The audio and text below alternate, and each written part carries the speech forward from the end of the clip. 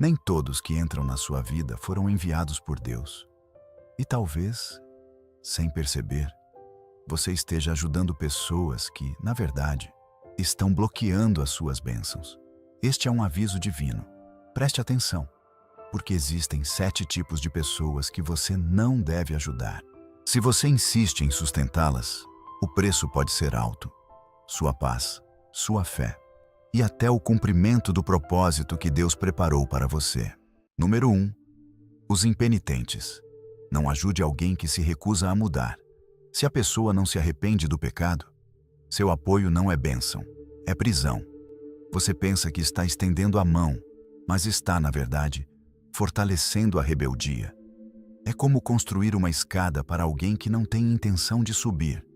E lembre-se, quando você insiste em carregar quem não quer se levantar, é você quem acaba caindo junto. O apóstolo Paulo já disse: "Não vos enganeis. As más companhias corrompem os bons costumes." Se alguém insiste em viver no pecado, o melhor que você pode fazer é entregar essa pessoa nas mãos de Deus. Só Ele pode transformar um coração endurecido. Deus não quer que você se confunda com aparências. Ele quer que você reconheça padrões, não apenas personalidades. Provérbios 26:11 diz: "Como o cão retorna ao seu vômito, assim o tolo repete a sua tolice." Se alguém já recebeu a verdade, já provou da graça, já teve oportunidades de crescer, mas mesmo assim escolhe a rebelião, não é a sua mão que vai transformá-los. Número 2. O manipulador. Algumas pessoas não querem ajuda, elas querem o controle.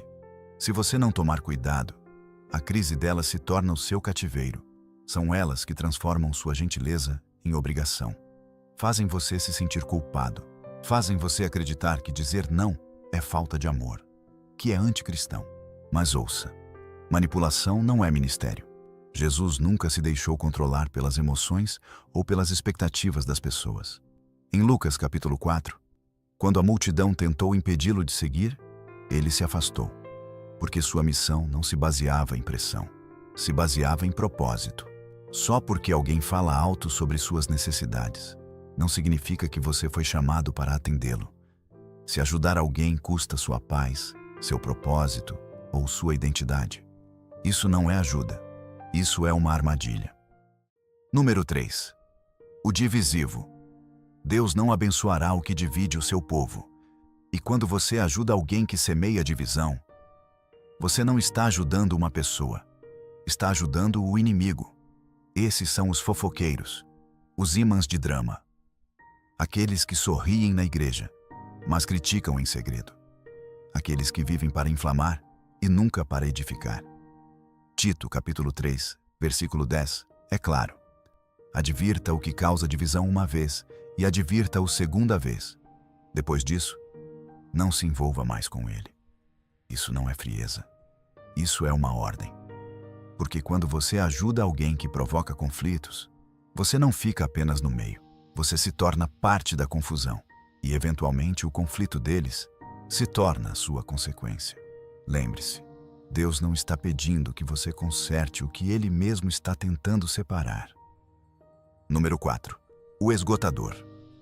Algumas pessoas não querem crescer, elas não querem transformação, elas só querem receber, e a sua ajuda constante está te deixando espiritualmente seco. Você ora por elas, você as ouve, você carrega o peso delas, mas nada muda. Sabe por quê? Porque elas não buscam mudança, elas buscam um hospedeiro. Até Jesus tinha limites. Ele ministrava às multidões, mas recarregava suas forças na solidão. Lucas 5,16 nos lembra. Jesus frequentemente se retirava para lugares solitários e orava. Se o Filho de Deus precisava de distância, você também precisa. Não é egoísmo proteger sua energia, é discernimento, porque essa é uma guerra espiritual. Um espírito esgotado não consegue ouvir a voz de Deus com clareza. E o esgotamento é uma das armadilhas favoritas do inimigo. Ajudar não é sagrado, quando te esvazia e te incapacita. Ajudar não é ministério, quando te arranca da presença de Deus. Número 5. o substituto de Deus. Se alguém olha para você em vez de olhar para Deus, pare de ajudar. Você não é o salvador deles. Isso começa de forma sutil. Primeiro, eles pedem orações. Depois, pedem conselhos. Pedem apoio. Mas com o tempo, confiam mais em você do que no próprio Deus. E a verdade é que, toda vez que você se apressa para consertar algo, você está ocupando um lugar que só Deus pode ocupar. Em Atos 14, quando as pessoas tentaram adorar Paulo e Barnabé como deuses, eles rasgaram suas vestes e gritaram: "Somos apenas humanos como vocês." Eles sabiam do perigo de permitir que as pessoas os elevassem, em vez de elevar aquele que os enviou. Você pode guiar, você pode orar, mas você não pode ser a fonte da vida de alguém. Esse papel é sagrado. Se alguém continua se voltando para você, em vez de se voltar para Deus, sua ajuda deixa de ser bênção e passa a ser obstáculo. Lembre-se, você não é a resposta. Você é apenas o mensageiro. A fonte sempre será o Senhor. Número 6. O desobediente intencional. Se eles sabem o que Deus disse e ainda assim escolhem a rebelião, não se associe a eles. Essas são as pessoas que dizem: "Sim, eu sei o que a Bíblia diz, mas..." Pessoas assim não precisam de uma tábua de salvação. Elas precisam de um chamado para acordar. A palavra é clara em 2 Tessalonicenses 3,14. Observem aqueles que não obedecem à nossa instrução. Não se associem a eles para que se sintam envergonhados. Isso não é rejeição. Isso é redirecionamento por consequência. Porque se alguém caminha ativamente contra a palavra de Deus e você continua apoiando essa pessoa, você não está ajudando-a a se aproximar da liberdade. Você está apenas tornando o caminho da destruição mais confortável. Ame-o sim, ore por ele, mas não ande ao lado de quem insiste em se afastar de Deus. A sua companhia não pode se tornar o combustível da rebeldia de ninguém. Número 7. O bloqueador de tarefas. Algumas pessoas não fazem parte do seu chamado. Elas são uma distração. Elas podem não ser tóxicas, podem não ser rebeldes, mas não estão alinhadas com o que Deus tem para você.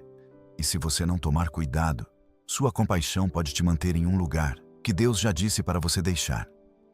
Em Gênesis capítulo 12, Deus disse a Abrão: "Deixe sua terra, seu povo e a casa de seu pai."